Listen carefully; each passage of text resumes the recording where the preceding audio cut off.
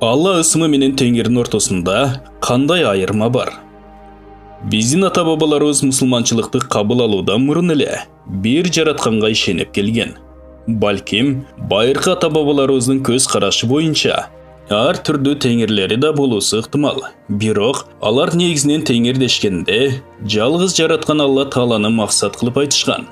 Бул сөз арабчадагы илахтын, орусчадагы Богтун, французчадагы Дионун, фарсчадагы Худанын эквиваленти болгон. Бирок Алла Тааланын көптөгөн ысымдарынын эч бири анын нукура өздүк ысымы болуп эсептелген Алла сөзүнүн эквиваленти боло албайт.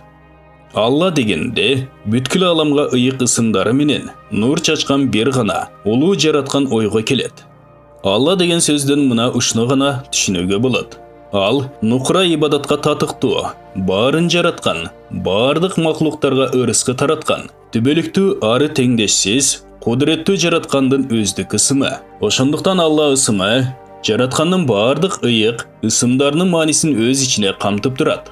Бирок теңир же Кудай дегенде гректин оюна Зевс, индустун оюна өздөрүнүн уйлары келет.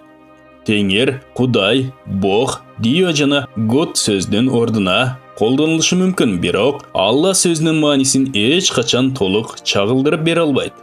Жараткан Алланын ыйык ысымын айткан кезибизде мүмкүн болушунча урмат, сый менен мамиле жасап, анын алдында колдон келишинче адептүүлүктү сактоо максатында демейде биз Алла ысымына Таала, эбегейсиз улуу, нукура, бийик деген сыпатты да кошуп Алла Таала деп айтабыз. Эскерте кетчү нерсе, эгерде биз Аллах деп айта турган болсок, акырындагы х тыбышын демейкиге караганда жумшагыраак, кадимки дем алган сыяктуу жеңил чыгаруу абзел.